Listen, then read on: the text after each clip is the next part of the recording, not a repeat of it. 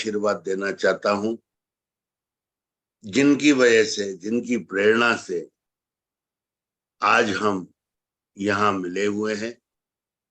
चरक संवाद 2023 उसके भी 8वें दिन आज इसका ये समापन पारायण समझ लीजिए, और जो कि इमरजेंसी मेडिसिन पे है, तो बड़े ही इम्पोर्टेंट सब्जेक्ट पर ये वेबिनार हो रही है।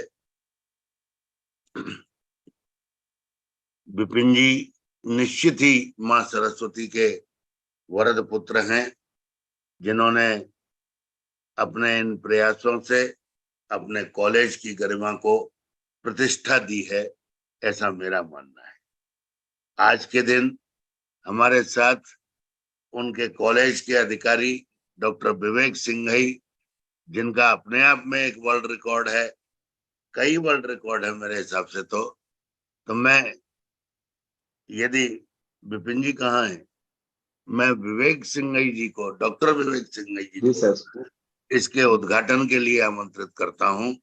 उसके बाद औपचारिक उद्घाटन के बाद डॉक्टर विपिन पांडे जी से आग्रह करूंगा, लेकिन पहले doctor Vivek Singhai. Welcome doctor. हरिओम हरिओम सर, नमस्ते। हरिओम, नमस्ते नमस्ते सर, सबसे पहले तो मैं आपकी संस्था आयुष समृद्धि को बहुत बहुत धन्यवाद देना चाहूंगा कि आपने हमें इतना अच्छा प्लेटफॉर्म दिया। और डॉक्टर विपिन पांडे साहब से मैं कहना चाहूंगा कि उनकी बड़ी इच्छा रहती थी कि हम ऐसा कुछ करें कि जिससे समाज का कल्याण हो। तो सर का बिल्कुल पूर्ण निष्ठा से वो ये कार्य कर रहे हैं, और कॉलेज भी बड़े अच्छे से देखते हैं। और साहित्य व्यस्त शेड्यूल में भी अगर वो चरक संवाद पर या इमरजेंसी मेडिसिन पे बात कर रहे हैं, तो ये हमें एक बड़े गौरव की बात है। इसके लिए मैं डॉक्टर विपिन पांडे साहब को बहुत बहुत धन्यवाद देना चाहूंगा कि वो अपना इतना मजेदार नॉलेज हम लोगों के बीच शेयर कर रहे हैं। धन्यवाद, धन्यवाद सर। बहुत बहुत आभार आपका विवेक जी, बहुत बहुत आभार। आप जैसे डायनेमिक अधिकारी और आप जैसे डायनेमिक शिक्षक यदि हैं, तो कॉलेज का निश्चय ही भविष्य उज्ज्वल है। I am really confident for that. Great, thank you, all the thank you best sir. To you and your college. या थैंक यू सर। तो मैं अब बिना समय नष्ट करे वैद्य विपिन पांडे जी को आग्रह करता हूं। आज मैंने लिंक सब जगह ही शेयर की है, तो हो सकता है बहुत से अनजाने चेहरे भी जुड़ सकते हैं, जिनकी नींद जल्दी खुल गई हो, अदरवाइज दे आए।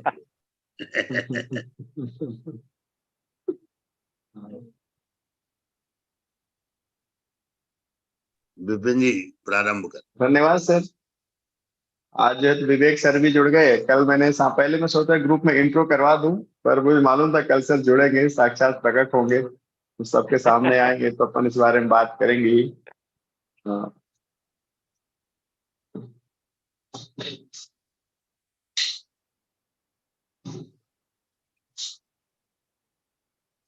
थोड़ा सा लगता है लिंक का इशू था। और अब मैं वो अभी तो आप लोगों ने बता ही दिया कि कैसे हम लोगों ने इसका प्रोग्राम किया। मेरी सिर्फ सोच थी, सोच के बारे में मैंने अपने स्टूडेंट से कहा कि ऐसा करना है। कई सालों से ऐसा हो रहा है कि मैं भी सोचता हूँ, लोग मेरे से कहते हैं कि ना हम समय निकाल पा रहे हैं, सब लोग शाम को बोलते हैं, मैं सुबह को बोलता हूँ तो मैं सुबह पढ़ाऊंगा। इसलिए और भी जिम्मेदारियां हैं, कॉलेज की भी हैं, क्लिनिक की भी है, सब रहती हैं। तो इस कारण फिर मैंने जैसे ही विवेक सर से बोला कि सर ये करना है, उन्होंने बात पूरी भी नहीं होने दी और आपको फोन लगा दिए थे पवन सर को। और उनने भी हाँ बोले। ये सब इंस्टेंट ऐसे बनते गए इस साल कि हमारे सारे स्टूडेंट्स ने मिलकर सारी चीजें अरेंज कर दी। सर ने अपनी सोसाइटी दे दी और विवेक सर तो हमेशा ही खड़े रहे। आप सबका, डॉक्टर पवन सर का, हमारे गुरुओं का, आचार्य चरक का, ईश्वर का, माता पिता का और डॉक्टर विवेक सर का, सबका मैं बहुत बहुत धन्यवाद करता हूँ कि आप सबने मिलकर मुझे ये प्लेटफॉर्म दिया। क्योंकि मैं ऐसी इसमें टेक्नोलॉजी पे ज्यादा एक्सपर्ट नहीं हूँ। सामने कोई आता है तो पढ़ाता हूँ, घंटों पढ़ा सकता हूँ। पहला वेबिनार था ये मेरा इस तरह से। एक और कराया था पिछले साल नीमा में नाड़ी परीक्षा का, स्टूडेंट्स नहीं कराया, तो उन्हें सब अपना लैपटॉप भी ले आए थे, सर लीजिए आप इस पे बोलिए। तो आप सबका बहुत बहुत धन्यवाद। और आचार्य चरक जयंती की शुभकामनाएं सबको। आज नाग पंचमी भी है। मैंने सोचा था कि जब तक हम ये जानेंगे नहीं कि आचार्य चरक कौन थे, क्या उनके कार्य थे, तो उनके उद्देश्यों को हमको समझना चाहिए। तो जब उनके उद्देश्य की हम पूर्ति करने लगेंगे तो अपने आप उनका ज्ञान हमको मिलने लगेगा।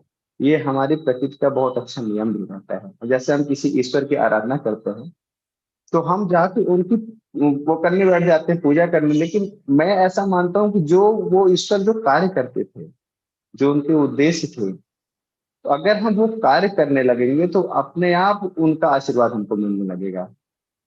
तो आचार्य चरक एक चिकित्सक थे, उन्होंने जो है चिकित्सा के क्षेत्र में काम किया। तो आप तो बस चिकित्सा कार्य करना, और ये एक मानव सेवा है। तो जिस दिन आप में मानव सेवा का भाव आ गया है तो उस दिन आपको अच्छा चिकित्सक बनने से कोई नहीं रोक सकता। ज्ञान अपने आप प्राप्त होने लगता है। जब भूख लगेगी तो खाना आप ढूंढ ही लोगे। तो आज अभी तो हमारे 7 लेक्चर हो रहे हैं, मुझे तो लग ही नहीं रहा है कि मैं, हमें लग रहा है कि मैं 7 दिन से यहीं बैठा हूँ। बीच में ऐसा लगता है कि सोने खाने जाता हूँ। तो सर ऐसा कुछ माहौल आप लोगों ने बना दिया था मेरे लिए, और मैं बहुत खुश हूँ। और आप लोग को धन्यवाद हम देना। हमारे गुरुजी मेरे से कहते थे कि ये जब तक तुम लोग सामने नहीं आओगे तो ज्ञान कैसे मिलेगा। तो लेकिन हर जगह कैसे हम पहुंचे, या कि हर स्टूडेंट हमारे पास में अदर स्टेट से भी आते हैं कॉल पे, सर हमको पढ़ना है, आपका नॉलेज अच्छा लगता है, आप बहुत छोटे छोटे कॉन्सेप्ट बताते हैं। तो मैंने कहा भाई देखते हैं देखते हैं, और इस साल अरेंज हुआ। तो काफी दूर से भी लोग इसमें जुड़े हुए हैं, अदर स्टेट से भी। और सुबह सुबह उठ भी गए हैं, सबका स्वागत है। और काफी सीनियर लोग भी इसमें जुड़े हुए हैं। तो वो हमारे सीनियर हैं, मैं उनसे काफी जूनियर हूँ, और उन लोग की हेल्प के कारण आज मैं यहाँ तक आया हूँ। तो मैं उन सबका भी अभिवादन करता हूँ। और आज हम शुरू करते हैं आयुर्वेद की इमरजेंसी ट्रीटमेंट की, और ये चरक सप्ताह ही था, और आज जो है चरक जयंती ही है।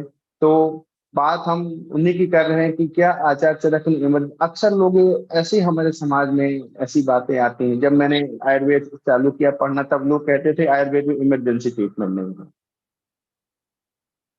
तो ये हमारे मन में हमेशा से कौतूहल बना रहा, फिर मैं गुरुओं से पूछता रहा। और अक्सर आयुर्वेद के डॉक्टर्स भी जो है तो जो है क्रोनिक डिजीज बहुत अच्छा काम करते हैं, इमरजेंसी में भी करते हैं, लेकिन बहुतायत में नहीं करते हैं।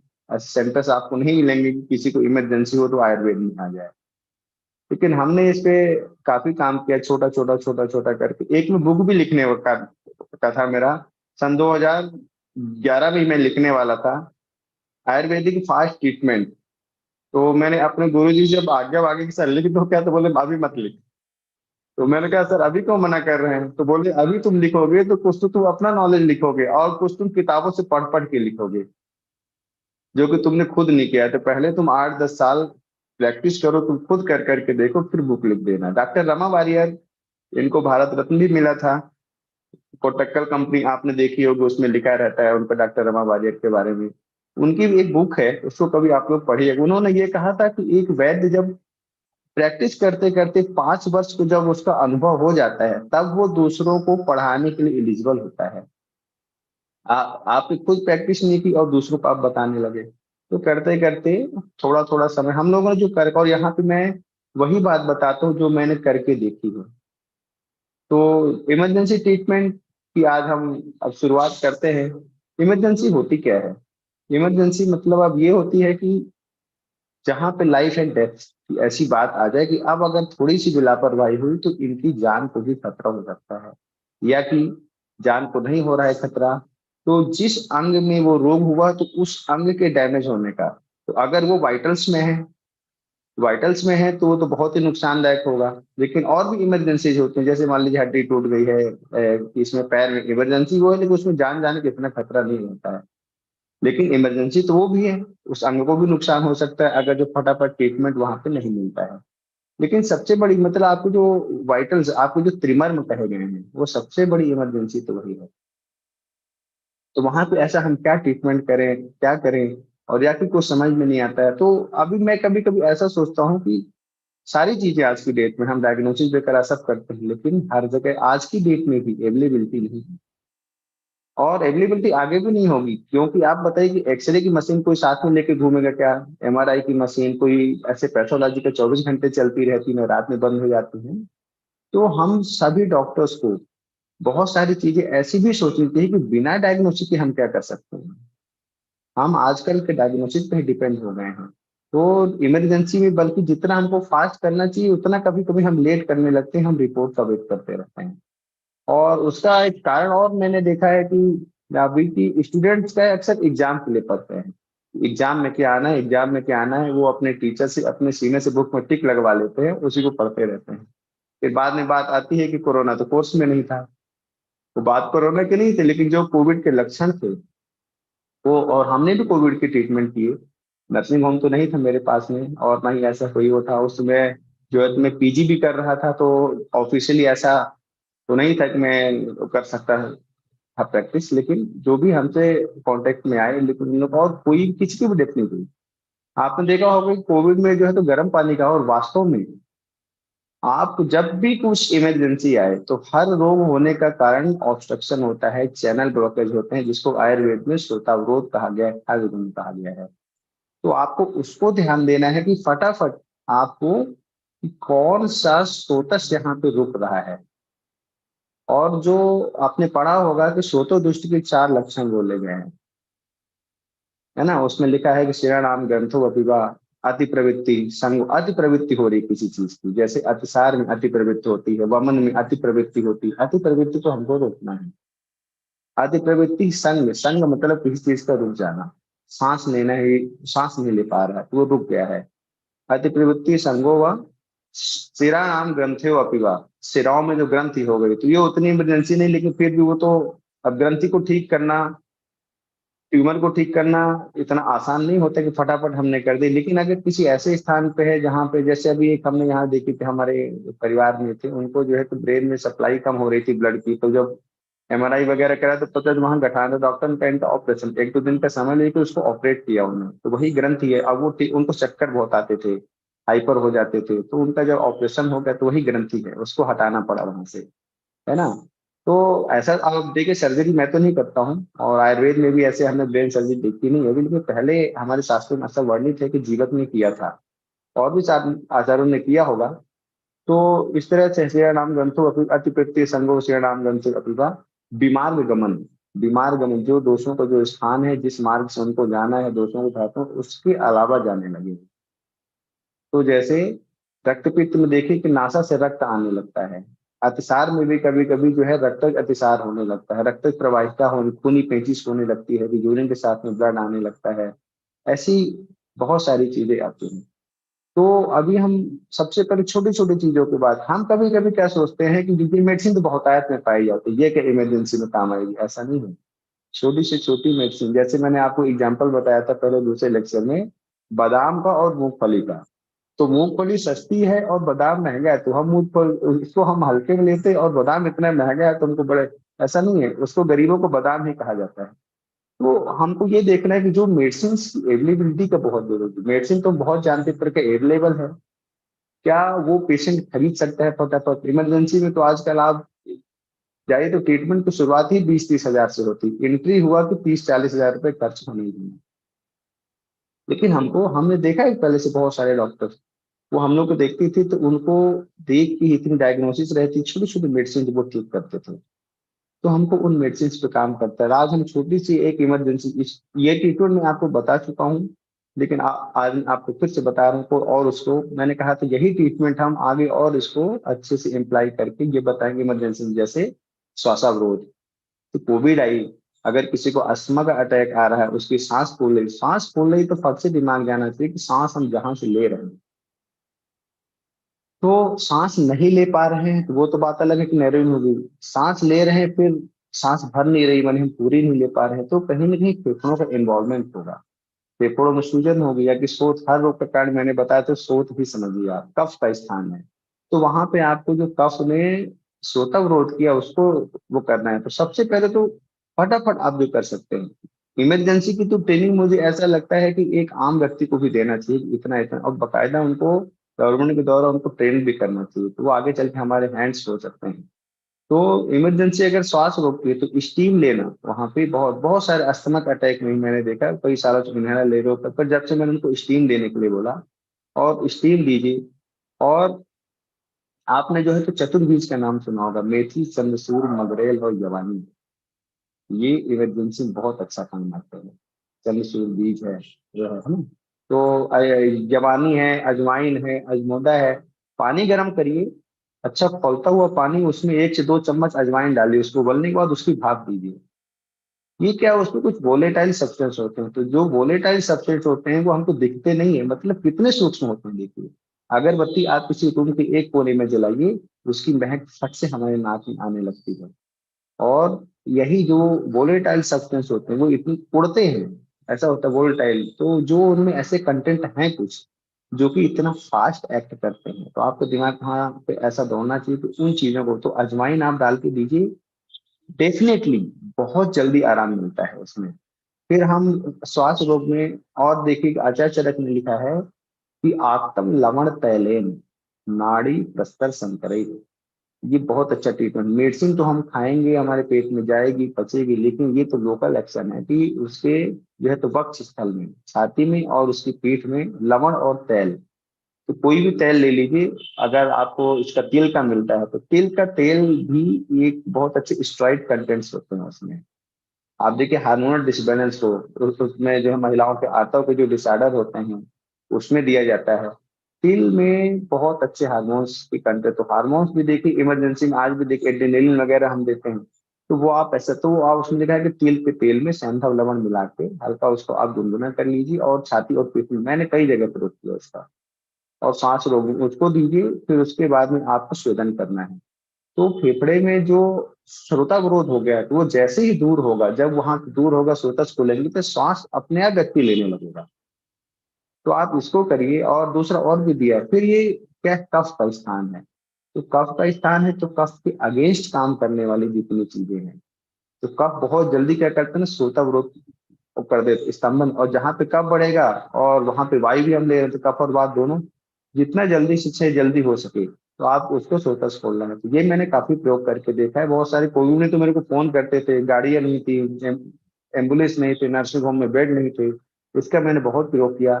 दूसरा, उनको जो है तो ध्यान हटाना, हमारे शरीर में भी हार्मोन्स है, आपने ट्रिपल एफ हार्मोन आप सुने होंगे ना, फ्लाइट फाइट फाइट ऐसे करके, तो वो जो एड्रेनलिन हार्मोन वगैरह होते हैं, एड्रेनलिन और फिर ये आपके उसके आगे वो काम नॉर एड्रेनलिन पे जो होते हैं, ये जो दोनों होते हैं, तो अच्छा ये जो हार्मोन्स हैं, ये हमारे, इनको रोकने के लिए बॉडी में जो चैनल्स के जो ऑब्स्ट्रक्शंस रहते हैं, उनमें अगर गांठ है तो वही रोक पाएगी, लेकिन बाकी और छोटे मोटे ऑब्स्ट्रक्शन को रोक नहीं पाते। जब उनका बॉडी में जब फ्लो होता है तो वो जाएंगे, जब जाएंगे तो रास्ता तो साफ करेंगे।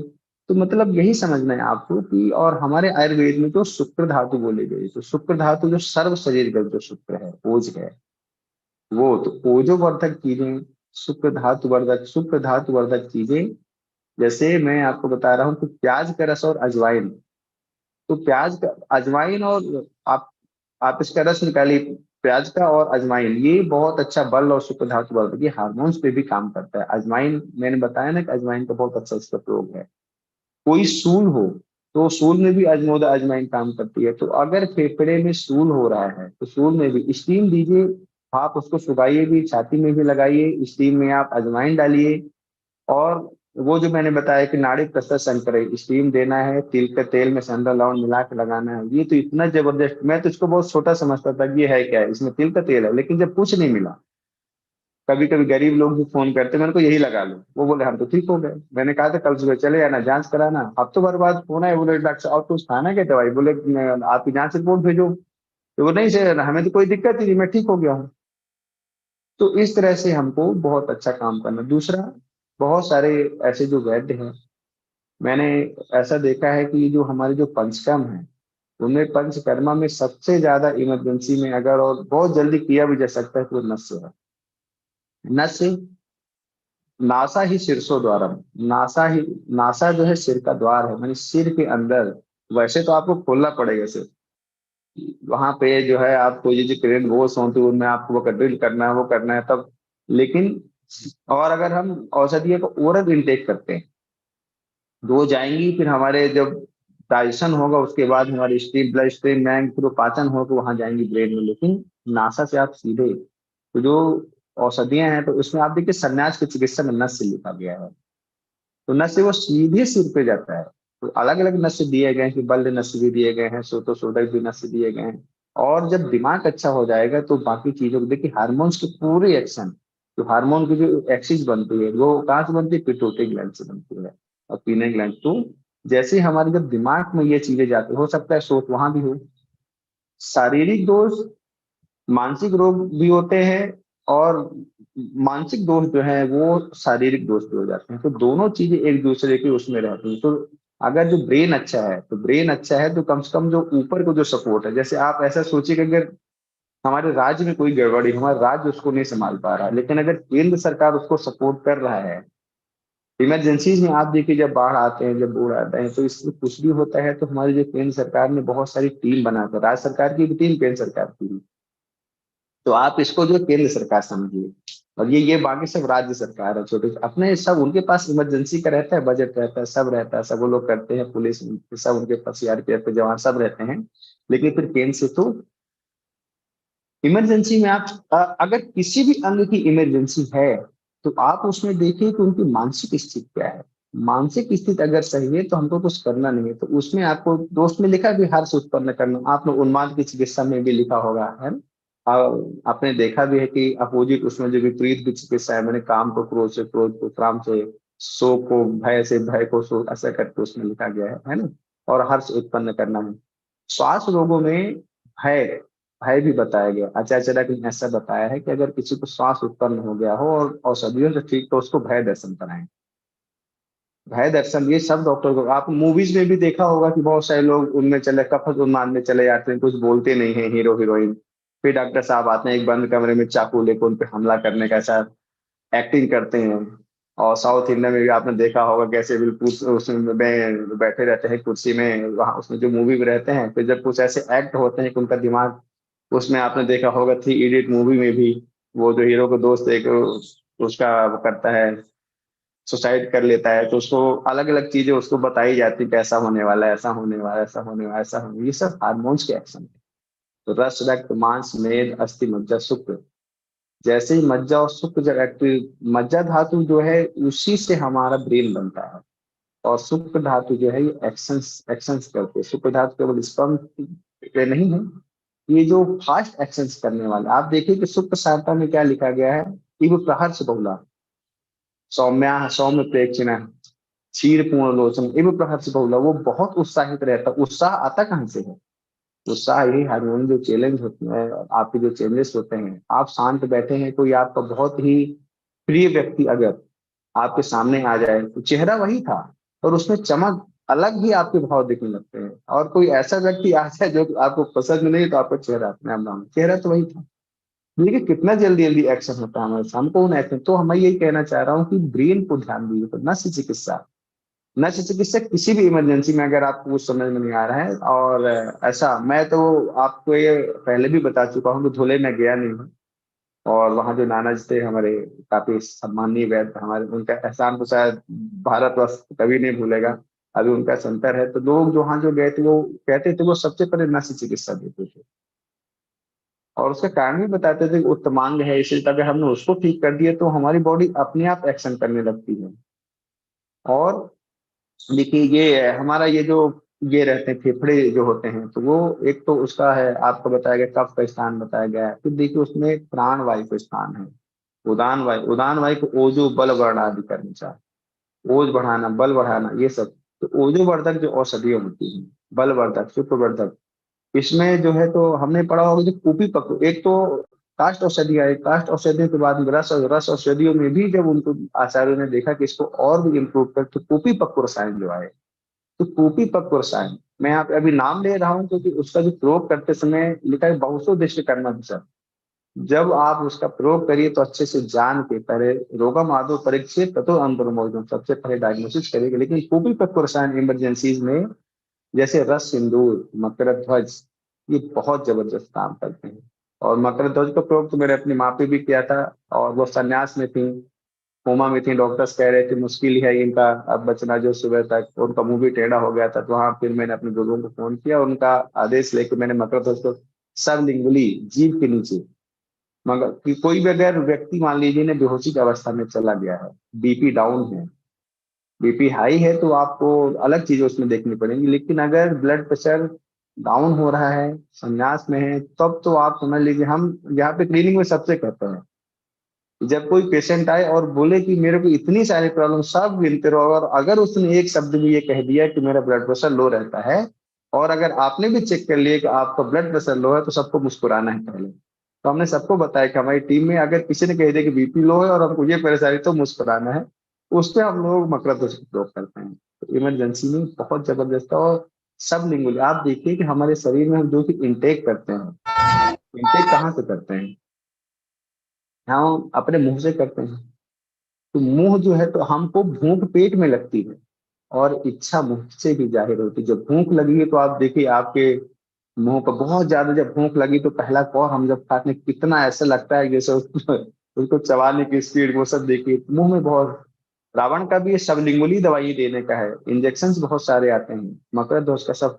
और मैं इसलिए कहता हूँ, जैसे शीतोपलादी चूर्ण है, अगर हमने शीतोपलादी खा के पानी पी लिया, शीतोपलादी खा के शहद के साथ हम उसको चाट पिए, तो अलग एक्शन है।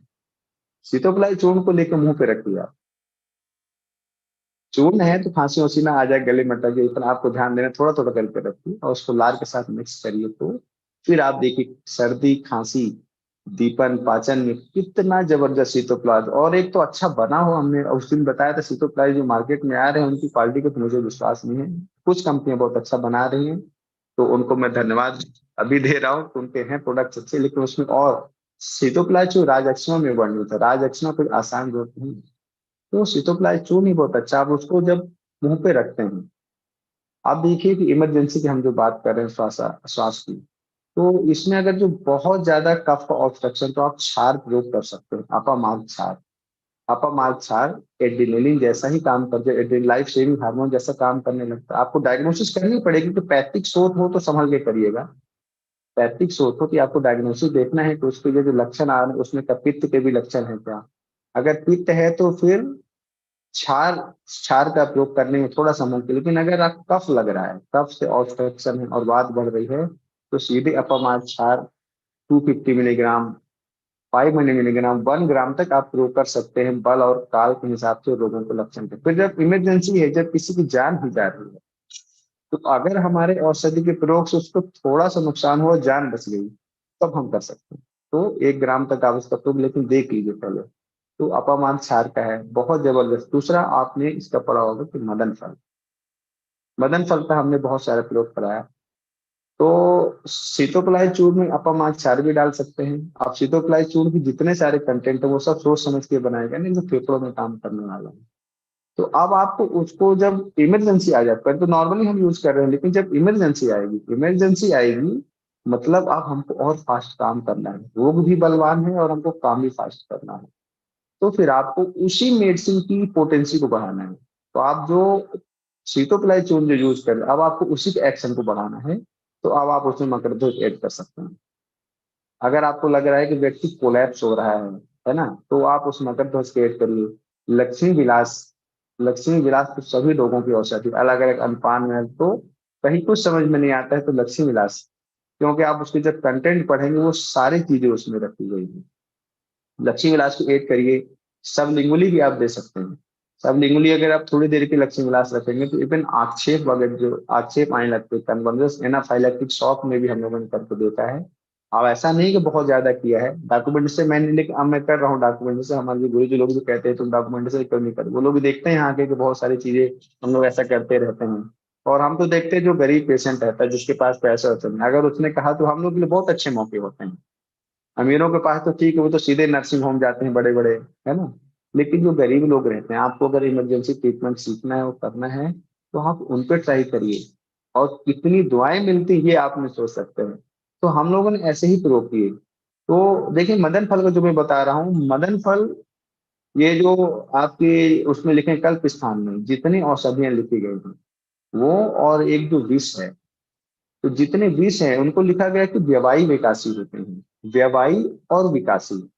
तो व्यवाई का अर्थ ये होता है कि मतलब वो शरीर में शीघ्र इतना जल्दी फैलते हैं कि, और हम खाना खाते हैं उसका पहले पाचन होता है, फिर वो हमारे शरीर में फैलता है।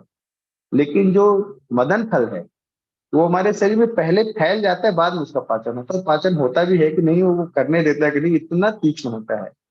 तो तभी तो हम उससे बमन कराते हैं, सभी सोचों सूक्ष्म सूक्ष्म सोचों में जाके वो वहां पे संधि में आपको क्या होता है, विकासी होता है, विकासी संधि बंधन, मतलब जो दोष हमारे सोचों में जो लीन हो गए हैं, धातु के साथ जो मिल गए हैं, उनका जो बंधन बन गया है, संप्राप्ति जो हो गई है, उसको विघटन करने के लिए वो मदन फल ही काम करता है।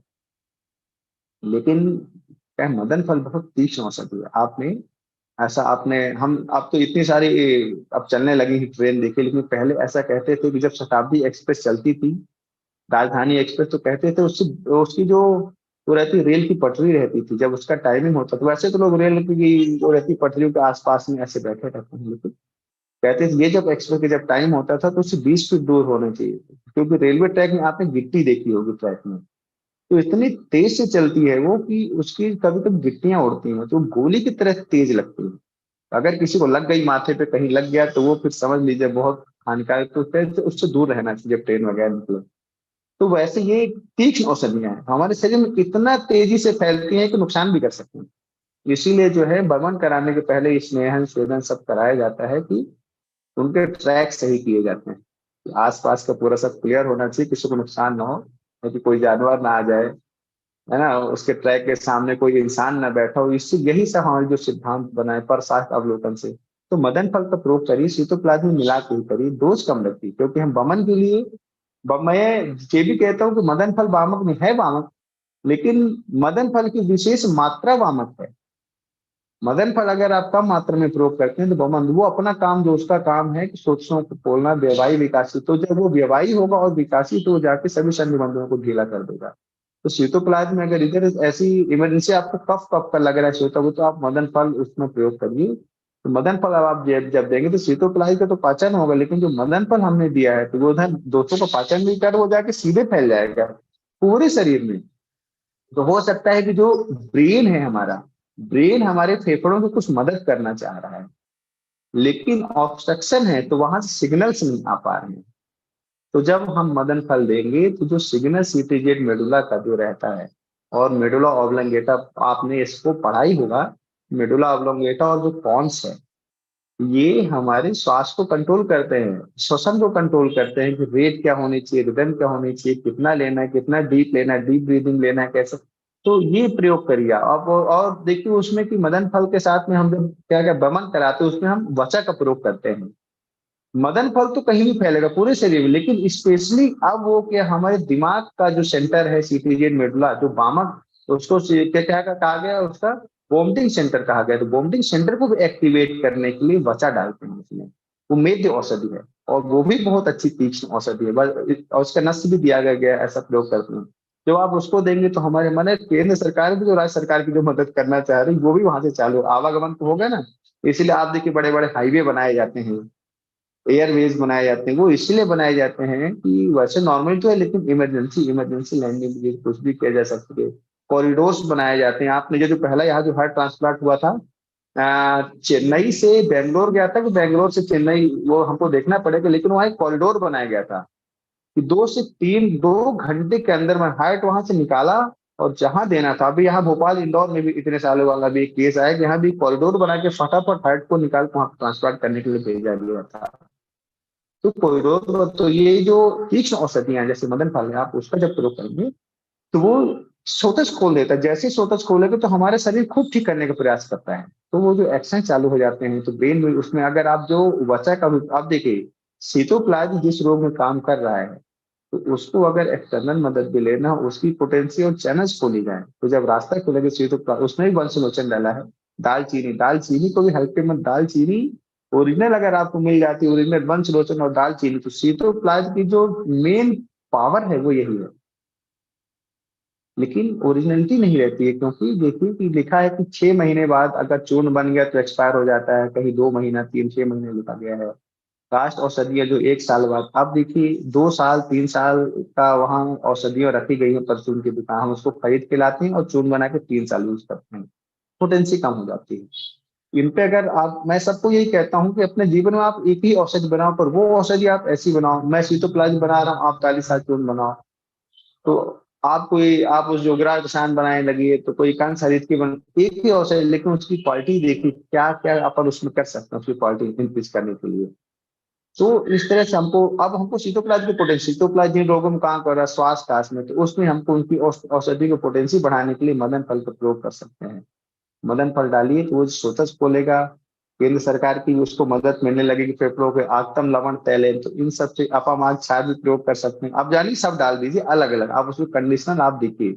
मकरध्वज बटी भी डालेंगे। मकरध्वज क्या श्रद्धेय बल है, ओजोवर्धक है, शुक्र धातु को प्रविष्ट करता है, मज्जा धातु को बहुत स्ट्रॉन्ग करता है। तो अस्थि मज्जा शुक्र के हमारे शरीर पे बल होते हैं। बल आप देखिए उनकी जो सारता बताई गई, सारता में अस्थि सार वाला लिखा है, क्लेश सहाय लिखा है, बलवंता क्लेश है, तो क्लेश सहने वाला कहाँ से आता है, मतलब उसमें बल होगा तब। तो यही चीजें हमको ओजोवर्धक औषधियां देना, ये सब देना, इस तरह से करके ऐसा करना है।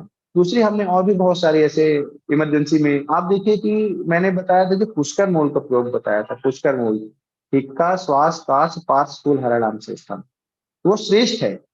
जब वो श्रेष्ठ है तो आप सीटोप्लाज्म में पुष्कर मूल मिलाइए ना, आप कूट में उसका सब्स्टिट्यूट, पुष्कर मूल तो काफी वैसे कंट्रोवर्सी, लेकिन उसका जो सब्स्टिट्यूट कूट है, कूट पुष्कर मूल कुछ एक ही बोलते हैं, कुछ कहते हैं उसकी जड़ वो है, तो उसका तना वो है।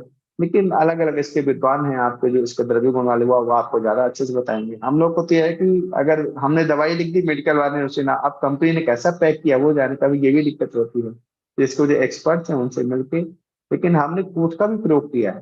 तो हिक्का श्वास काश पार्श्व स्थूल, ये देखिए सब वही लंग्स के आसपास की डिजीज है। कि अगर स्प्लीनोमेगेली है तो लीवर में सूजन है, कि डायफ्राम काम नहीं कर रहा है, तो वहां पे प्लूरेसी डेवलप हो गई, कि फेफड़ों में ऑब्स्ट्रक्शन है, उन सब में पुष्कर मूल। और पुष्कर मूल कूट, कूट का तेल भी निकलता है, मैं वही कह रहा हूँ। तो जो तेल, जिन जिन चीजों में ऑयल कंटेंट्स होते हैं उनमें स्टेरॉइड, देखिए कि जो स्टेरॉइड हार्मोन्स होते हैं वो स्टेरॉइड जो होते हैं ऑयल बेस्ड होते हैं। कहीं ना कहीं वो हमारे हमारे जो मेद धातु है, मैंने ये भी बताया था कि जो मेद धातु है, मेद धातु के बाद में देखिए स्त्री और पुरुष में कन्वर्जन शुरू हो जाता है, कि जिनमें मैं मेद अस्थि में ज्यादा कन्वर्ट होने लगा, वही मज्जा और शुक्र ज्यादा स्ट्रांग हुआ, वो पुरुष हो गया। और मेद धातु जैसे आप देखिए कि महिलाओं में फैट डिपोजिशन ज्यादा होता है, वो वही कारण है, हार्मोन्स के कारण हार्मोन्स अलग अलग हो जाते हैं। यही शुक्र धातु है, यही जो सार्वधायक जो आपका ये जो होता है शुक्र होता है, यही सब उसके जो एक्शन होते हैं। तो ऐसी चीजों का प्रयोग करिए। इवन आपने पढ़ा होगा अत्यग्नि रोग में, अत्यग्नि रोग जिसको भस्मक रोग बोला गया है, ग्रहणी रोग के अंत में भस्मक रोग बोला गया, अत्यग्नि रोग जिसको आजकल हाइपरथायराइडिज्म से कंपेयर, बहुत ज्यादा भूख लगती है। देखिए क्या हाइपोथायराइड में व्यक्ति मोटा होता है, भूख कम लग, आलस, लेकिन हाइपरथायराइड में इरिटेशन होता है। उसमें एक बहुत अच्छा कोटेशन लिखा है कि बीजा नाम तैल योनि नाम उत्कुंचास्त सेवनाथ, माने तेल योनि वाले जितने बीज हैं जिनसे तेल निकाला जाता है, उनको डायरेक्ट नहीं देना है, क्योंकि पित्त बढ़ा हुआ है, वे पित्तवर्धक भी हो सकते हैं। उनको बोलो उत्कुंच बना के देना। उत्कुंच का मतलब क्या हो, छोटी छोटी चीजें, लेकिन मैंने इसको बहुत प्रयोग किया है कि जो तेल योनि वाले जो बीज हैं उनको गला के उनको पीसिए, मैंने उनका कल्प जैसा बनाना, उसको उत्कुंच बोलते हैं, है ना। तो उसका उत्कुंच बना के और हमने उसको जो है गला के उसको पीसा और पानी डाल के तो पीसा कि उसका जो उष्ण गुण है उसको हमने शीत कल्पना में कन्वर्ट कर लिया। तो इमरजेंसी जो में अगर कहीं पित्त उत्त की दिक्कत होगी तो उसको तो उनको पित्त बढ़ा ही है, लेकिन ये क्या हार्मोन्स के एक्शंस करते हैं, तो जो हार्मोन्स का जो डिसबैलेंस है वो अच्छा करें, वातानुकूलन करेंगे इस तरह से जो भी। अच्छा ये वातानुकूलन तो हमने आपको पहले ही बताया कि ऊर्ध्व गति जब वायु की होने लगी तो जब आप उसको अधोगति में कन्वर्ट करेंगे, हम सांस ले रहे हैं वो सांस हमारे पूरे शरीर में जा रही है, अब सांस नहीं जा रही है वो रिवर्स हो रही है। तो अगर हम वातानुलोमन कर देंगे, अपान वायु पे अगर हम काम करें, किसी को सांस फूल देंगे, लिखा है तमकेतु विरेचनम, विरेचन का अर्थ ही यही लिखा गया है। कई जगह ऐसा आता है कि पहले हमको वमन कराना है फिर विरेचन, ये भी एक शास्त्रार्थ का विषय है। कभी अपन इसमें हमारी अभी सब लोग से बात चल रही, छोटे छोटे ऐसे जो टॉपिक हैं हम उसमें सेमिनार करें वेबिनार करें, वो कंडीशन हालांकि दिए गए हैं कि पहले हम वमन कराएं तो विरेचन कराएं, कि हम डायरेक्ट हम वमन करा सकते हैं, डायरेक्ट विरेचन करा सकते हैं। तो इस पे मैं आपको 2 मिनट का बताता हूँ, बाकी अब ये सब शास्त्रार्थ के विषय हैं। कई जगह ऐसा लिखा है कि तमकेतु विरेचनम, तो क्या हम डायरेक्ट विरेचन दे दें कि पहले हम वमन कराएं, तो अगर पहले हमको वमन करा के विरेचन देना होता है फिर वहां पे तमकेतु विरेचनम ही ऐसा क्यों लिखते हैं। इमरजेंसी में दे सकते हैं, लेकिन ये भी लिखा है कि जब तक कफ बढ़ा होगा तब तक जो है तो विरेचन होता ही नहीं है। तो जब कफ बढ़ा रहेगा तो विरेचन तो पहले बमन, तो उसका मतलब ये नहीं कि हम वहां पे बमन नहीं दे, अगर उड़े छत की कंडीशन है तो हम बमन दे ही नहीं सकते हैं। तो तमके तो विरेचनम क्योंकि अगर ये भी देखा जाए कि हमको ये जो इसका शोधन होता है विरेचन, उसके पहले बमन देना ही चाहिए, क्योंकि भाव प्रकाश ने कहा कि आदो गमनम कुर्यात्, वहां कंडीशनल बोला गया क्योंकि रक्त पित्त में तो प्रतिमार्ग चिकित्सा है। तो जब उसमें लिखा है कि ऊर्ध्व रक्त पित्त में हमको विरेचन, अधोग में बमन देना है, तो जब ऊर्ध्व रक्त पित्त में बमन कंट्रा इंडिकेटेड, बमन कराना ही नहीं क्योंकि ऑलरेडी ब्लड निकल रहा है, तो उसको हमको विरेचन कराना, तो ये वाला कॉन्सेप्ट नहीं, पहले बमन ही कराना फिर विरेचन देना है, तो इसमें एक क्वेश्चन मार्क आता है। तो ये इसको हम लोग आगे चल के कभी, और आप सब लोग भी जब आगे आएंगे, ये इसकी शुरुआत इसलिए की गई थी कि हम लोग ऐसे ऐसे जो कॉन्सेप्ट हैं उसमें हम लोग बात करें, तो इमरजेंसी में ये हो गया। और भी देखिए, नशे का हमने बताया, कूट का प्रयोग करिए, कूट जो पुष्कर मूल है, फेफड़े की, अगर देखिए कितना अच्छा बताया, जब समझ में भी नहीं आ रहा, डायग्नोसिस भी आप नहीं, इतना जल्दी कर, जब वहां इमरजेंसी है तो आप क्या डायग्नोसिस करेंगे, पेशेंट बोल ही नहीं रहा है, अगर वो बोल भी रहा होगा तो समझ, सब नहीं समझ, भाषा के अंतर हो सकता है कि कंडीशन ही। तो इसीलिए उन्होंने ऐसा बताया कि हिक्का श्वास का पार्श्व सिस्टम, उस एरिया की जितनी व्याधियां सब में काम करने वाला जब पुष्कर मूल है तो उसको दीजिए, और वो नुकसान न करे, तो नुकसान न करे इसीलिए उसके साथ में और भी औषधि, उसके जो अनुपान विशेष जो बोले के डाक, इतना तो हम लोग भी समझ जाते हैं, थोड़ा बहुत बात को कब देख के समझ में आ जाता है इसकी प्रकृति है, थोड़ा कंफ्यूजन हो चलो टफ है कि प्रकृति ऐसा करके, तो इमरजेंसी में है। दूसरा, 5 लोग में एक चीज और देखी होगी कि उष्ण सेक, शीत सेक, ऐसा लिखा है कि जब श्वास का वेग आता है तो मुख का प्रक्षालन करना है, प्रक्षालन करना है, एक बार शीत जल से, फिर उष्ण से, फिर शीत से, फिर उष्ण से, फिर शीत से, फिर उष्ण, फिर शीत से, फिर उष्ण से। मैं आपके घर गया, आपने कहा कि सर बैठी 1 मिनट उठ जाइए, सर बैठी फिर सर उठ जाइए, फिर सर बैठी फिर उठ जाइए, तो मैं कहता हूँ एक काम करता हूँ, मैं चला जाता हूँ तुम्हारे घर में, आप मेरे घर में भी कहूँ तुम यहाँ बैठो, यहाँ बैठे, यहाँ बैठो। मतलब देखिए कि जो दोष है, जोश वहां जाके जम गए हैं, सोचों में जम गए हैं। आचार्य चरक ने कहा एक काम करते हैं, ये नहीं मान रहे हैं, एक काम को इनको परेशान करते हैं, डायरेक्ट अपन मना नहीं कर पा रहे हैं, तो एक बार इनको सीट दो फिर उष्ण दो, फिर जैसे उनको हमने क्या दिया, सीट दिया तो अरे वाह ये तो बहुत अच्छा, फिर हमने उष्ण दे दिया, फिर सीट दे दी, फिर उष्ण, उसको क्या मुख का प्रक्षालन करते, इससे बात भी होती है, बात शीत गुण है, और उष्ण से उसका वातावरण होता है, up down up down up down, जब डाउन, जब 3-4 बार करेंगे तो सोच अपने आप खुल जाते हैं। मशीन को स्टार्ट करने के लिए आपने, पहले एक हैंडल वाली मशीन आती थी, बहुत सारी मशीन हैंडल से स्टार्ट होती थी, आजकल तो बटन दबने सोने लगी हैं।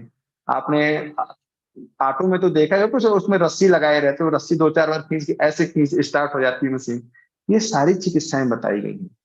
हम लोग आजकल क्या है, हर चीज की मेडिसिन ही सोचने लगते हैं, मेडिसिन के अलावा ये सब कर्म बहुत अच्छे रहते हैं।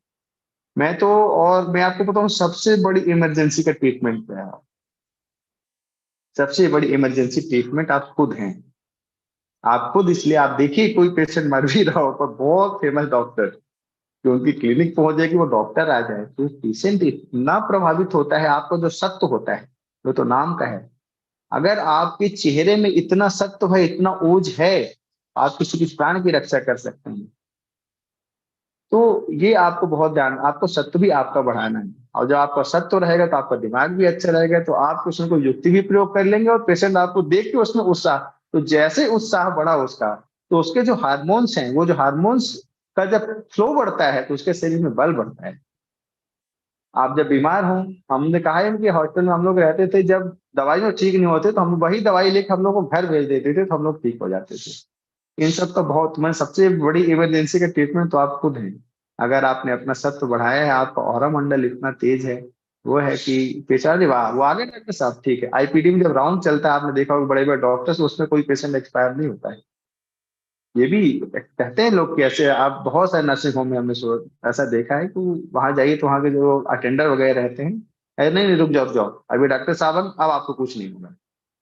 ये आपका सत्य है, आपकी वाणी, आपकी वाणी इतनी अच्छी होनी चाहिए, वाणी भी आपका एक मंत्र है, आप जो शब्द बोलते हैं तो वो भी, और वही अगर अपने हाथ से औषधियां दे दीजिए। हमारी माता जी की जब तबीयत खराब थी तो डॉक्टर साहब एक थे वहां, विशाल वडेरा सर, तो वो तो मेरे बहुत आइडियल है, जबलपुर में नेफ्रोलॉजिस्ट है, तो इतना इन्फेक्शन था उनको कि कोई पास नहीं खड़ा होता था। हम लोग थे, हम लोग जो उनके घर वाले थे, सब लोग परिवार के, मेरे मुंह में भी छाले निकाले। एक दिन मैं उनको पानी पिला रहा था, वो डॉक्टर साहब आए तो वो बोले क्या कर रहे हो? मैंने कहा सर पानी पिला रहा हूँ। तो वो लाओ मैं पिलाता हूँ। तो मैं उनको नहीं दिया कि सर, लेकिन उन्होंने मेरे हाथ से छीन के खुद, जब उनको इन्फेक्शन हो सकता था, मुझे जब मुंह में इतने बड़े बॉल्स निकले हुए थे, उनके आईसीयू का थी और उनको उसमें क्या बोलना सेप्टिसीमिया थी, तो डॉक्टर साहब ने खुद उनको पानी पिलाया और वो संन्यास से बाहर आए। तो ये बहुत ज्यादा इसका इम्पैक्ट रहता है।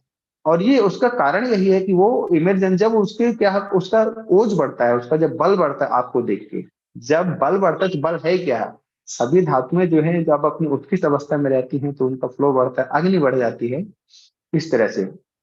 दूसरा, आ, संन्यास रोग में काली मिर्च का प्रयोग औषधियों में हम और भी देखे, जो कि अभी ये मदन फल कहाँ आप ले जाए, तो काली मिर्च का प्रयोग, काली मिर्च संन्यास में, जो कि कफ ज्यादा बढ़ा हो, संन्यास में कोलैप्स हो, तो काली मिर्च का, काली मिर्च कहने की तो बहुत आसान है। अब काली मिर्च नहीं दे पाए तो त्रिकुटो चूर्ण में काली मिर्च डाली। आपने देखा कि कोविड में जब वो वही त्रिकुटो का काढ़ा कितने लोगों की जान बचाया। हम लोग जब टेलीकॉलिंग करते थे, उनका जब फीडबैक लेते थे, तो बोलते सर कोरोना तो छोड़िए, 6 महीने हो गए सर्दी नहीं हुई हमारे बच्चों को।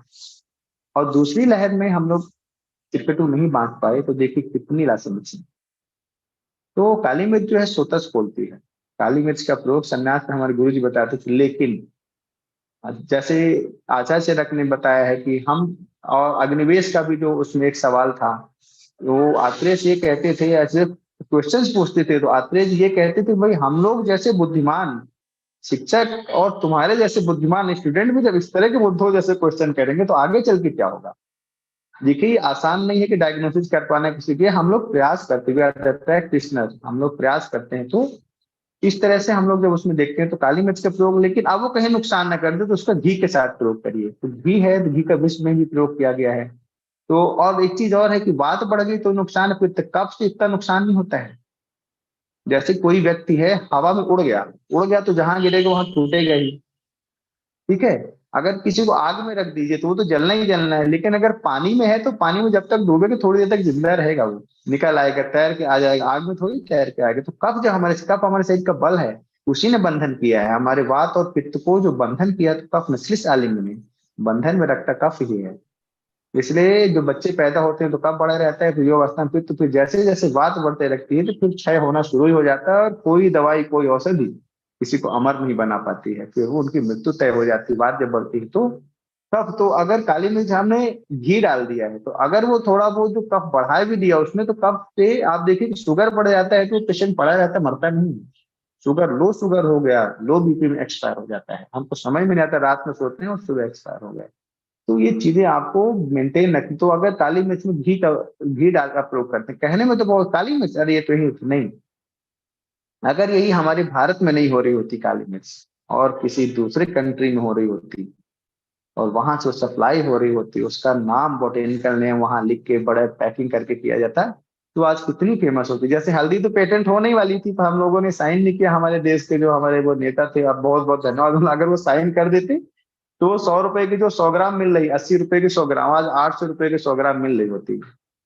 हल्दी हम लोग जो गिफ्ट में दे रहे होते, अगर वो पेटेंट में साइन हो गया होता। हल्दी कितने सारे रोगों का इलाज है, सर्दी में, खांसी में, इन्फेक्शन में, वुंड हीलिंग में, प्रमेह, डायबिटीज, लाइफ स्टाइल, अभी जो डिसऑर्डर्स हैं उसमें हल्दी की देखिए, उसमें लिखा गया है आम्ल की रस में हरिद्रा डाल के देना है।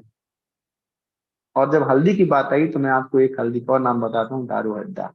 दारू हल्दी जो है, दारू हल्दा, वो इमरजेंसी ट्रीटमेंट आप कभी, आप देखिए आचार्य चरक ने जितने भी जहाँ पे सामान्य वात पित्त कफ जब बताते रहते हैं, तो ये उसमें क्या कि इसका प्रयोग किया, त्रिफला का प्रयोग किया, त्रिकुटुका की, अमलतासी बुद्धि ले लीजिए, या आप करण के पत्ते, कितनी सारी औषधियां बताएंगे। लेकिन जब वही द्वंद्वज रोगों में आने लगते हैं, वहां पे जब द्वंद्वज रोगों का ट्रीटमेंट बताते हैं, या कि सन्निपातिक रोगों पर, आप देखिए अक्सर लगभग लगभग हर चैप्टर में दारू हल्दा, वहां पे जो बस्ती के काढ़े हैं, बस्ती बनाने को, उसमें दारू हल्दी का प्रयोग किया गया है।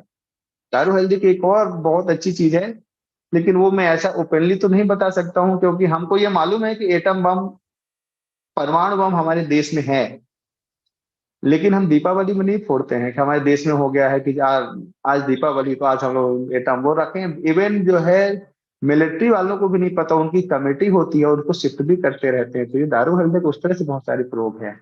तो मैं आपको एक छोटा सा तो बताऊंगा, ऐसा भी नहीं कि नहीं बताऊंगा।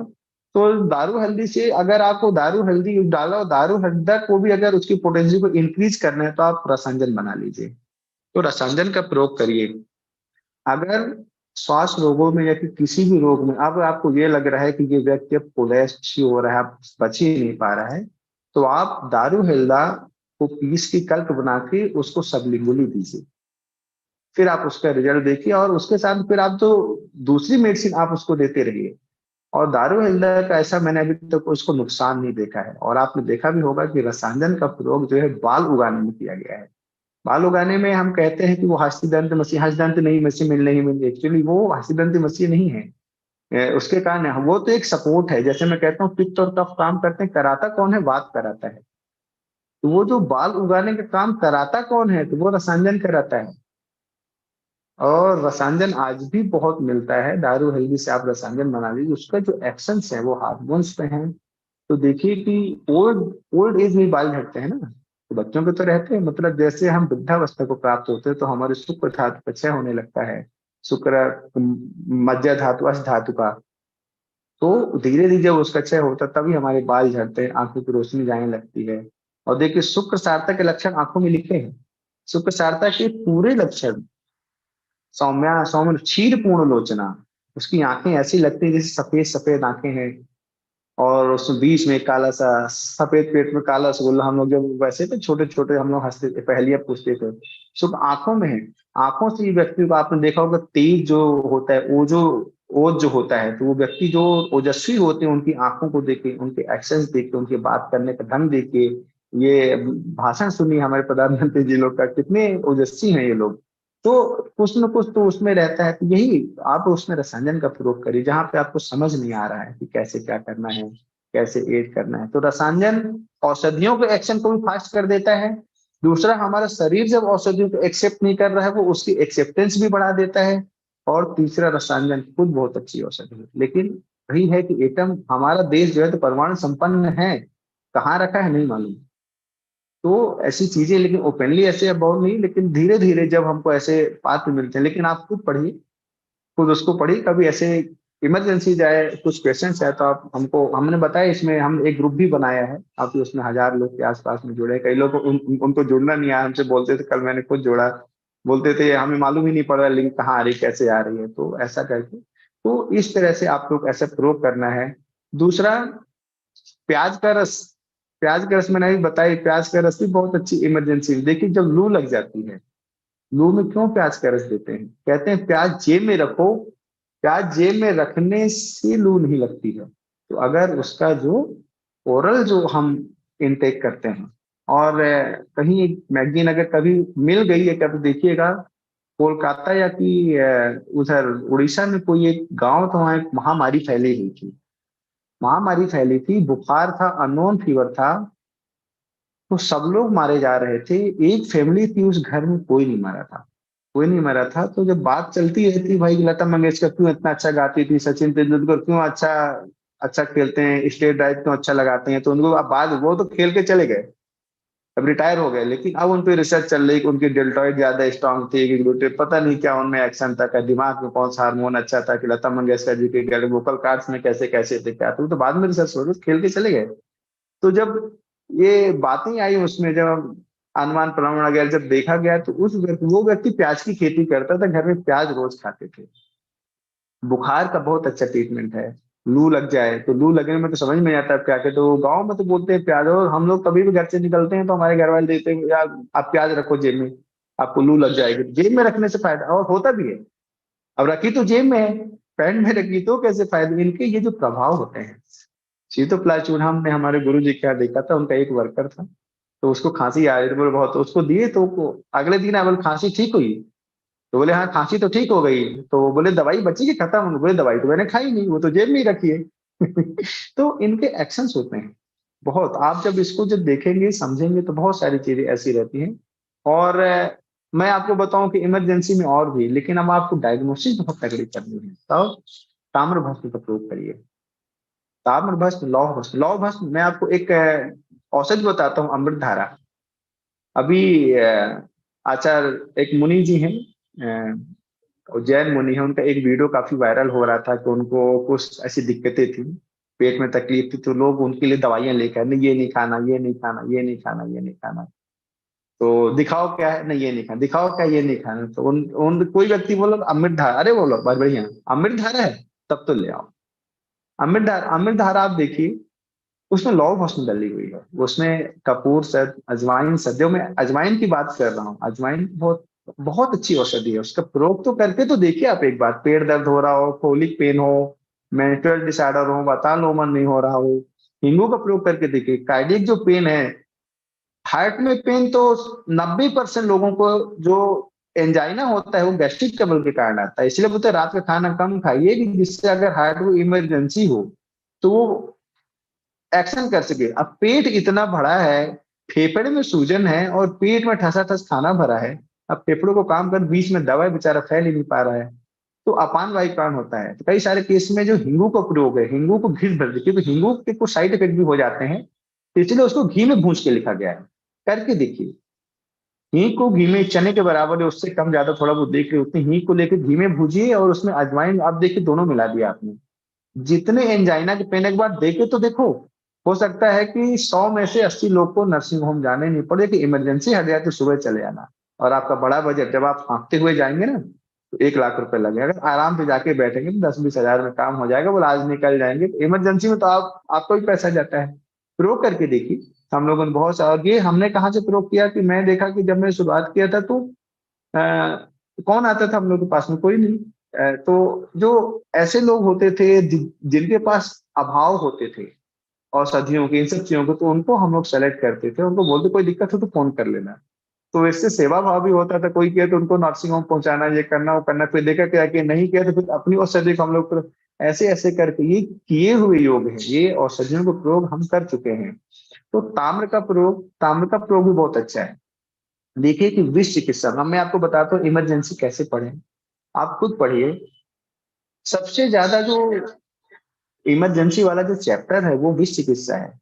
तो विष चिकित्सा में ताम्र का प्रयोग, स्वर्ण का प्रयोग, उसमें भी त्रिफला त्रिकटु है। त्रिफला त्रिकटु को भी हल्के मत लीजिए, वही जो त्रिकटु है जिसमें काली मिर्च डली हुई है। तो जो लिखा है कि कफस सार्प जो होता है, राजीमान है शायद, हाँ, तो वो जो राजीमान और एक वो दरबीकर होता है, एक और नाम मेरे को मिस हो रहा, तो जो कफज विष अगर वो इंसर्ट करता है शरीर में, अगर जो कफज भर के सर्प ने काटा तो उसमें त्रिकुटी को प्रयोग किया गया, नस्य का प्रयोग किया गया, सीरियस के सुरस को प्रयोग किया गया, तो आ गया नस्य। नस्य मैंने आपको वाइटल्स को, उसमें घृतपान बोला गया है, तो वाइटल्स को सेव करता है। क्योंकि जैसे अगर बात पित्त बढ़ा है तो नुकसान करेगा, लेकिन अगर आपने शरीर का कफ बढ़ा दिया है, कफ बढ़ा दिया है तो ऑर्गन सेव होने लगते हैं। अगर शरीर में कफ नहीं होता तो वात अलग और पित्त अलग घूम रहा होता। इसीलिए मैंने आपको पहले दिन बताया था कि हमारे शरीर में नाभ के नीचे वात है, बीच में तो ऊपर कफ है, क्योंकि उसने बांध, जब हम प्राणवायु लेते हैं तो उसको बांध के रखना, जब बांध के रखेंगे तभी तो बंधन, इसीलिए कफ, जबकि कफ हैवी है, कफ का गुण गुरु होता है, फिर भी हमारे शरीर में ऊपर है, पित्त नीचे, वात नीचे है, क्योंकि वात को पकड़ के रखना है। फिर जितनी एक्स्ट्रा हुई अपान वायु के थ्रू निकलती है। इवन अपान वायु हम लोग इसमें शास्त्रों में पढ़ रहे हैं, क्योंकि शास्त्र उसमें भी सूत्र रूप में लिखे गए हैं। लेकिन अपान वायु जो गुदा मार्ग से निकल रही है, मूत्र मार्ग से निकल रही है, उसके भी 5 कर्म है। उसके अलावा भी आप गीता पढ़िए कभी, गीता में ये लिखा गया है कि हम जो श्वास लेते हैं वो प्राण अपान है। अपगमनम मतलब वो नासा से जो श्वास छोड़ी जा रही है उसको भी अपान वायु कहा गया है। तो अगर आप उसको बहुत अच्छे वास्ट अर्थ में लेते हैं तो हमारे शरीर से निकलने वाली जितनी वायु हैं जो कि काम करने के बाद एक्स्ट्रा बच गई, जो कि जिसका फंक्शन है बाहर निकल, वो सब अपान वायु है और वो सब वातानुलोमन है। इसीलिए अनुलोम विलोम बोलते हैं ना, उसमें योग में हम जब कहते हैं, बोले अनुलोम किया फिर विलोम किया, अनुलोम किया फिर विलोम किया, अनुलोम, तो वात का अनुलोमन होगा, माने वात जो जा रही है तो वो अपने रास्ते रास्ते रास्ते रास्ते चली जाए, कोई रोके नहीं। तो सोता से तो वातानुलोमन जब आप करेंगे, तो वातानुलोमन करेंगे तो वात का अनुलोमन होगा, तो वही। और अगर ऊर्ध्वगमन हो गया, ऊर्ध्वगमन होगा तो फिर दिक्कत है। तो ऊर्ध्वगमन होता है, लेकिन जितनी जरूरत उतना करके चली आती है, हमेशा ऊर्ध्वगामी नहीं होती। वात तो लिया तो अंदर जा रही है ना, सांस लेते ही ऊपर नहीं चली जाती है। देखिए, सांस लेके हमारे शरीर में जाती है, फिर वो ऑक्सीजन ब्लड में मिल के और कितने सारे बैरियर्स को, blood brain barrier, circle of Willis, और ये जो आप ये आर्टरी जहां फेशियल वगैरह हाथ के, इन सबसे अलग अलग सप्लाई होगी, फिर ब्रेन में, सीधे नहीं जा रहा ब्रेन में, जब वो तुमांग है। ये वही अनुलोमन है, अनुलोम विलोम, अनुलोम विलोम, अनुलोम विलोम, ये वही रहता है। और गीता में भी लिखा है, ये जो बात निकाल रहे हैं अपान वायु, तो ऐसा है, तो अपान वायु पे बहुत अच्छा काम करिए। दूसरा जो हम इसका आपको बता रहे हैं, ताम्र कफ रोग है। ताम्र कफ रोग जहाँ पे सोतस, ये वैसो डायलेटर होता है। वैसो डायलेटर होगा तो सोतस शोधन करेगा ना, डायलेट करेगा, जिसके कारण सोतस रुक गए हैं, डायलेट नहीं हो पा रहे हैं। स्पंदन करना, स्पंदन हमने हृदय का स्पंदन पढ़ा है ना, स्पंदन करता रहता है हृदय, तो वैसे ही हमारी ब्लड वेसल्स, हमारी धमनी, धमना धमन धमन करती हैं, धमन स्पंदन वही है। जब उनका धमन खत्म हो, जब उनको श्रोता रोग हो जाएगा, जब वो हार्ड हो जाएंगी वात के कारण, तो उनका धमन कम हो जाता है, तो वो धमना उनका जो धमन होता रहे, तो धमन होता रहे, तो ताम जो जाग ताम्र क्या करता है, सोतस खोलता है। आरोग्य वर्धिनी बट्टी में ताम्र डाला हुआ है, और लेकिन वो सोतस खोलता है, कैपिलरी एक्शन को बढ़ाता है। सिर्फ यही देखना है कि ब्लीडिंग डिसऑर्डर ना हो, पित्त बहुत ज्यादा ना बढ़ा हो। पित्त हो तो ठीक है, आप उसमें अनपान, लेकिन ब्लीडिंग डिसऑर्डर ना हो तो फिर आप स्तंभक वहां पे लोकल एक्शन, जैसे किसी को पाइल्स है तो लोकली आपको जैसा प्रयोग आप देना ही पड़ रहा है हमको ताम्र को, तो वो तो फिर आपकी युक्ति के हिसाब से होगा। ताम्र का प्रयोग, स्वर्ण का प्रयोग, विष चिकित्सा में स्वर्ण के बारे में आचार्य चरक ने लिखा है कि जिस व्यक्ति के शरीर में विष है और उसके शरीर में स्वर्ण का प्रयोग किया गया है, तो विष उसी तरह से निष्फल हो जाएगा जैसे कमल की पत्तियों पे जब पानी की बूंद पड़ती है तो वो रखी रहती है, जैसे ऊपर अपने आप निर्मल, उसमें एब्जॉर्ब नहीं होती। कमल की पत्तियों में पानी एब्जॉर्ब नहीं होता है, नहीं तो एब्जॉर्ब होने लगे तो वो कमल सड़ जाएगा। जितना कमल को जरूरत होती है वो उतना ही पानी एब्जॉर्ब करता है, और कमल की पत्तियां तो पानी एब्जॉर्ब नहीं करती। वैसे अगर स्वर्ण है तो देखिए, गर्भ इसमें, दूसरी विष में स्वर्ण का प्रयोग, ताम्र का प्रयोग किया गया है। और मैंने बताया तो स्वर्ण नहीं मिले तो स्वर्ण मार्क्सिक भस्म कितनी सस्ती है, और स्वर्ण मार्क्सिक भस्म ही नहीं मिले तो गेरू मिट्टी, जो उसके सब्स्टिट्यूट है। मतलब इसमें गेरू मिट्टी का प्रयोग तो नुकसानदायक जो है, तो नुकसानदायक कौन है, पित्त और कफ, पित्त और वात ज्यादा, कफ उतना नहीं है। तो मिट्टी है, तो मिट्टी में एब्जॉर्प्शन प्रॉब्लम होती है, तो वो विष को एब्जॉर्ब कर लेती है। तो इमरजेंसी जितनी रहती है, जिसमें आप विष जरूरी नहीं कि बाहर से ले, हमारे शरीर में भी जो सेप्टिसीमिया की जो कंडीशन है, सेप्टिसीमिया क्या है, हमारे शरीर में विष ही बन रहा है। मतलब ऐसे सब हर चीज वो विष है जो कि हमारे शरीर में उपयोगी नहीं है। मल भी अगर रुक गया तो विष ही हो जाएगा। तो इस तरह से, और वैद्य का मैंने बता ही दिया है, बहुत सारी चीजें हमारे सामने आई, और लगभग लगभग समय कम होते हुए भी मैंने इतनी चीजों को आपको बताने का प्रयास किया है।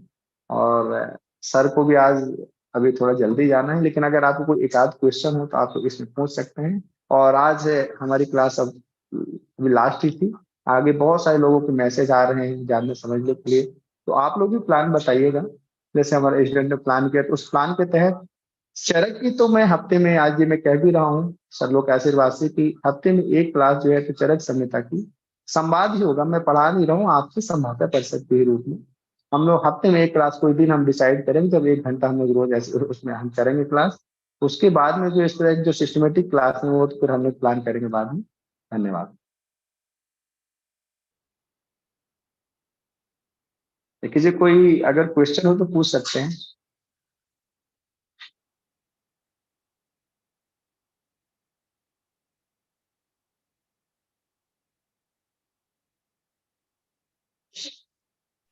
Hello sir, good morning. हाँ, गुड मॉर्निंग सर। सर मैं पूछ रहा था, जैसे आपने मकर धवज का प्रयोग हाइपोटेंशन में बताया अभी। जी जी जी सर, हाइपोटेंशन जो है दो तरह से, एक फिजियोलॉजिकल, एक पैथोलॉजिकल। अभी कई बार जी जी पेशेंट जी हैं जो जिनका वेट कम होता है एंड जो जिनका बीपी रहना ही उतना है, तो कई बार वो पेशेंट कहते हैं मेरा बीपी लो हो गया, मेरा बीपी, तो उन पेशेंट को मकर धवज यूज कर सकते हैं सर? हाँ सर, जब भी ये है ना कि ये तो लिखा गया युक्ति के वैध, तो जो हम्म। युक्ति के हिसाब, अगर आपको लग रहा है कहीं एक्स को नुकसान, आप उसकी डोज कम करिए। और जी। अनुपान लगे दुग्ध के साथ, जैसे मैं लक्ष्मी विलास का प्रयोग करता हूँ, तो लक्ष्मी विलास है, जैसे मान लीजिए आप कफज व्याधि में है वो है, लेकिन अगर जो मान लीजिए ग्रीष्म ऋतु में किसी को प्रतिशाय हो गया, और वो एक पित्त प्रकृति का व्यक्ति है, ग्रीष्म ऋतु है और उसको प्रतिशाय हो गया, पैतृक प्रतिशाय, उसमें से उसका खान पान भी ऐसा है। अब हमको और औषधियां नहीं है, जैसे मैं तीवन कीर्ति तो उसमें देते हैं, लक्ष्मी विलास अगर हम दे रहे हैं तो शास्त्रों में लिखा भी है कि आप उसको गिलोय शक्त के साथ दीजिए, तो गिलोय शक्त बल वर्धक, वही मैं कह रहा हूँ कफ वर्धक औषधि। और जो वैसे छीण जो है, तो छीण व्यक्ति को तो सबसे पहले बल ही बढ़ाना है। ये क्या है, जी। बल तो बढ़ा सकते रहिए, लेकिन अगर कहीं कभी कभी ऐसा होता है कि हम लोग जैसे मान लीजिए किसी छोटे छोटे बच्चों को गोद में उठाते तो उनकी हड्डी खिसक जाती है, तो हम तो उनको स्नेह कर रहे थे, लेकिन हम क्या होता, हम लोग का हाथ हार्ड रहता है, हम लोग जैसे दो लोग का झगड़ा, उनको छुड़ाने गए तो जब छुड़ा रहे हैं तो उल्टा उनका हम लोग हाथ पकड़ के, तो उन्हीं का हाथ उखड़ जाता है। मेरे एक दोस्त का ऐसा हो गया तुरंत उसको जो है तो ऐसे डिसलोकेट। तो वो क्या छीण होता है व्यक्ति, जी तो जब छीण होता है तो आप उसको जो बलवर्धक औषधियां कौन सी दे रहे हैं, तो उसमें जो है तो मधुर रस का प्रयोग, जैसे हम लोग का दूध के साथ देते हैं। तो अगर प्रतिसाय भी है तो प्रतिसाय में भी अगर हम लक्ष्मी विलास का प्रयोग ग्रीष्म ऋतु में कर रहे हैं तो हम उसको बोलते हैं शीत औषधि के साथ में। जैसे अगर आप उसमें मिश्री मिला लीजिए, जैसे कि आप इसको गिलोय सत्व मिला लीजिए, या कि ये प्रवाल पिष्टी वगैरह रहती है ना, इस तरह से जी तो आप उसकी डोज कम करके दीजिए और अनुपान में जो है तो मधुर रस का प्रयोग करिए, ओके। ऐसा रहता है।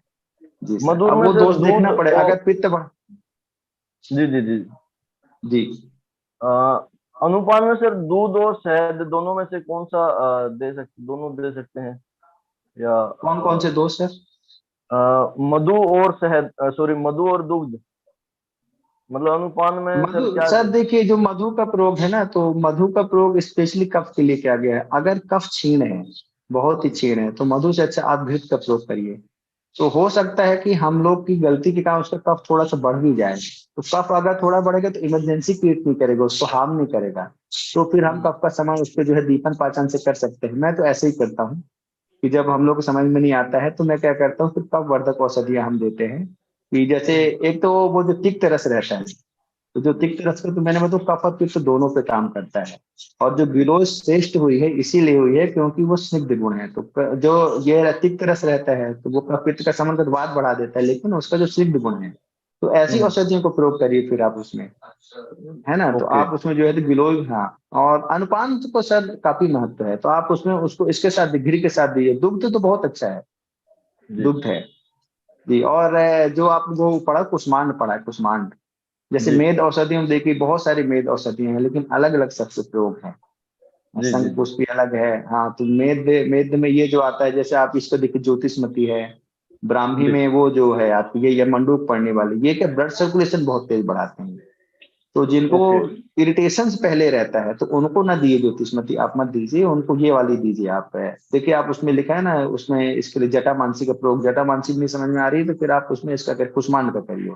फिर कुष्मांड जो है बल है, मधुर है, ऐसा जी जी रहता है। तो अलग अलग मेद रसायन भी अलग अलग। आजकल क्या होता है कि वो कंपनी वाले आते हैं, सारी औषधियां डाल देते हैं, बोले सर हमने सभी मेद औषधि, वो तो ठीक है, वो भी एक कॉन्सेप्ट है कि सब मिलाएंगे तो मेद भी होंगे, लेकिन सभी डाल के और ले आके वे ऐसा तो कर। लेकिन अलग अलग आप उनका अगर प्रयोग करते हैं तो ये इसका रसों का कॉन्सेप्ट आप उसमें अपनाइए, तो वो ओके बहुत सर अच्छा रहेगा।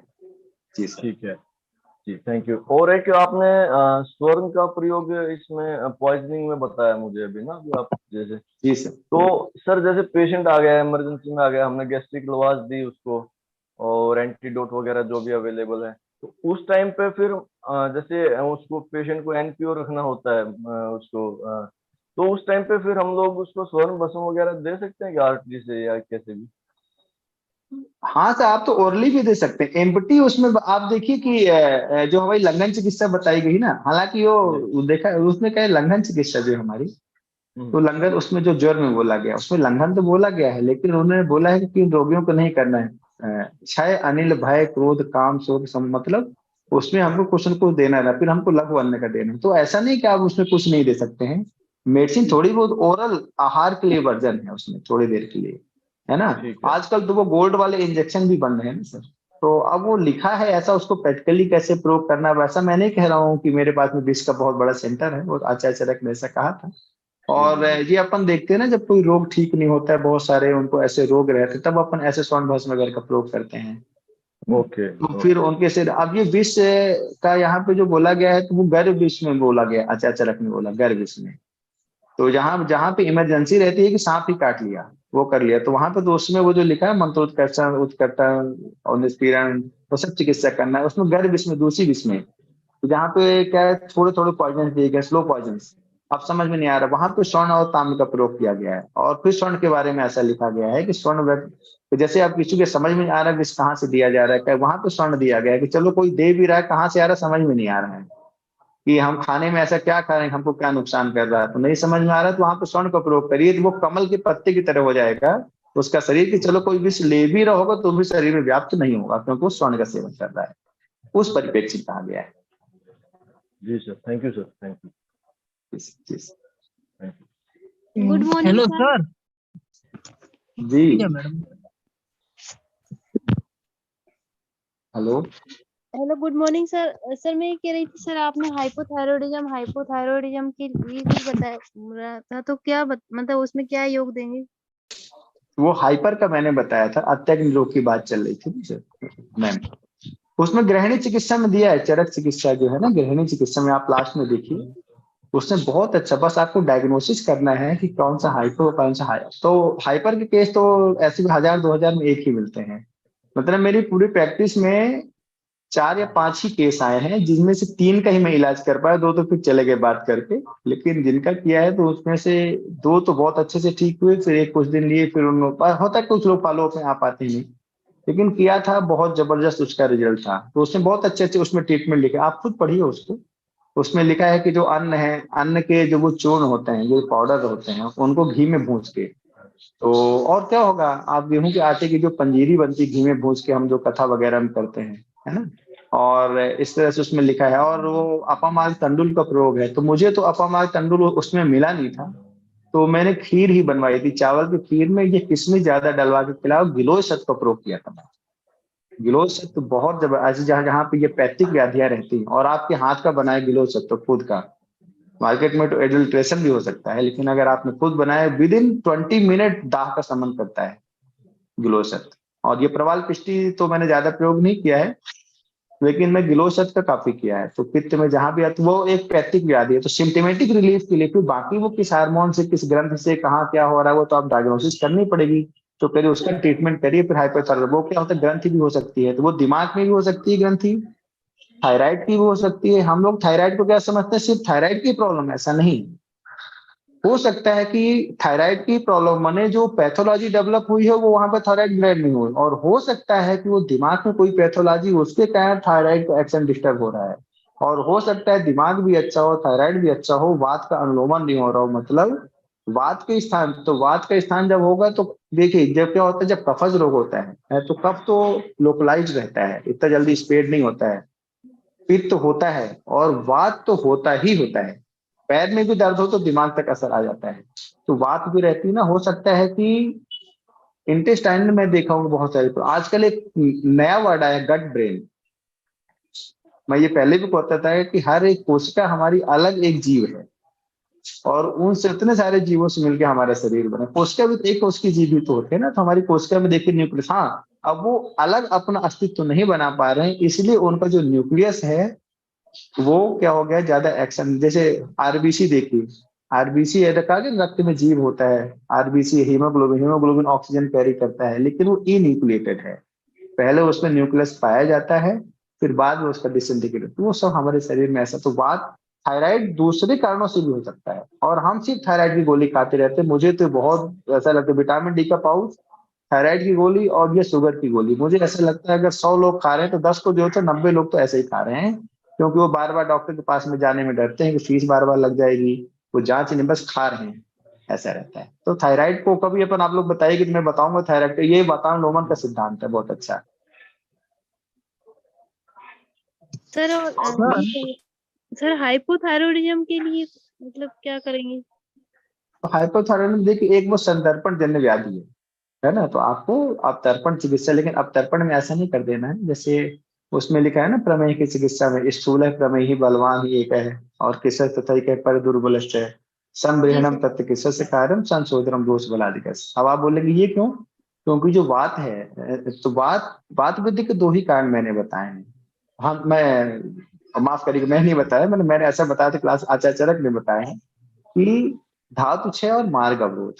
तो अगर धातु क्षय जन्य बात बढ़ रही है, तो जब तक आप धातु क्षय ठीक नहीं करेंगे तब तक बात कर, तो आप खाते रहो थायराइड की गोली, धातु क्षय ठीक करना है। और अगर मार्ग अवरोध है, मार्ग अवरोध जैसे ये ग्रंथि वगैरह होगी, कुछ भी होगा, तो उसको मार्ग, तो अक्सर आपने सुना होगा ना कि ये थायराइड ग्लैंड बढ़ जाती है, तो जरूर नहीं हार्मोन ग्लैंड जी में कुछ सर। इन्फेक्शन हुआ है, इसलिए हार्मोन तो डायग्नोसिस प्रॉपर करना है, तो उसमें आपको अब तर्पक चिकित्सा। लेकिन अगर जो क्षीण व्यक्ति है तो धातु पोषक, और फिर उसको सोतो शोधक, और अगर जो बलवान है तो सीधे अब तर्पक करिए, उसमें गोमूत्र का प्रयोग करिए। हमारे गुरुजी ने बताया था कि हरित की विभूत की आम्ल की, क्योंकि आगे आने वाले समय में हम लोग जैसे लघु बुद्धि वाले वैद्य होने थे, तो इसीलिए उन्होंने हरीत की विविध की आमले को मिलाकर त्रिफला बना दिया। आप कभी अलग अलग प्रयोग करिए। आपने हो सकता है मेरा दूसरा लेक्चर अटेंड किया हो, पहला उसमें मैंने हरीतकी का प्रयोग बताया था।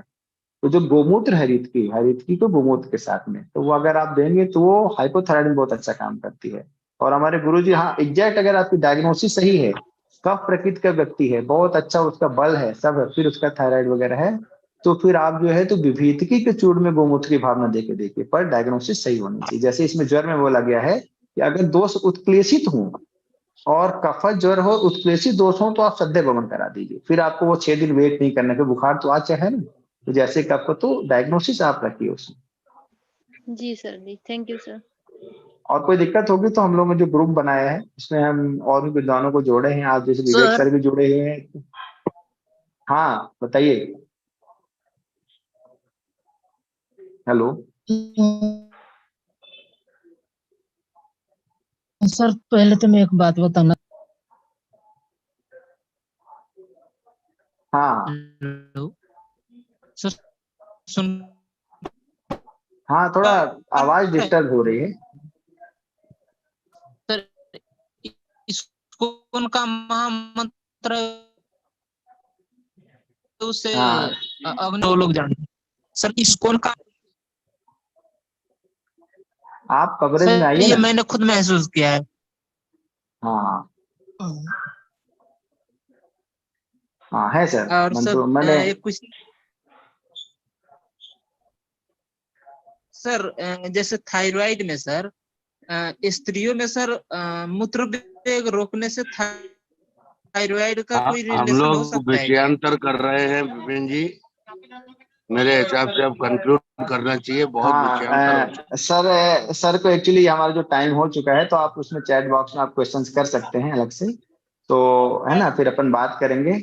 और आज की सभा मैं यहीं पे समाप्त करता हूँ, और अभी सर के परमिशन मिल जाए। बहुत बहुत आभार आपका, बहुत बहुत आभार। और मैं ये सोसाइटी आप लोगों के नाम करता हूँ, विपिन जी के नाम करता हूँ। एक क्लास वीकली डेफिनेटली चरक की हमेशा रही और 52 हफ्ता रही without any break. All the best, all the best to you. आप विपिन जी कंक्लूड करें। हो गया, सर ने कंक्लूजन कर ही दिया है। अब जो है समय अभाव है, क्योंकि सर को भी जाना है और सर इसके हेड है कमेटी को, और हम लोग को भी अभी कॉलेज वगैरह जाना है। तो आप सबका बहुत बहुत धन्यवाद। और हमने जो चरक संवाद का जो अभी एक ग्रुप बनाया, व्हाट्सएप ग्रुप, उसमें भी है कि हमारा उसमें पर्सनल भी नंबर दिया गया है, तो आप लोग उसमें हमको डाल सकते हैं अपनी जो समस्याएं हैं, जो हमसे पॉसिबल होंगी हम बताएंगे, नहीं तो हम हमारे गुरुओं से हम डिस्कस करके, और आप लोग से भी हम डिस्कस करेंगे। ये आयुर्वेद के संवर्धन के लिए ऐसा ग्रुप बनाया गया है। तो और ये 8 दिन की क्लास में आप सब लोग को सहयोग के लिए मेरा बहुत बहुत धन्यवाद। मेरी जो कल्पना थी उसको आप लोगों ने सब कार्य रूप में परिणित कराया। और आज चरक जयंती की सबको बहुत बहुत शुभकामनाएं, और मैं अपने वक्तव्य यहीं पे समाप्त करता हूँ। धन्यवाद। बहुत बहुत शुभकामनाएं, शुभाशीर्वाद, नमन, नमस्कार सभी सीनियर्स को, नमस्कार, बहुत बहुत नमस्कार।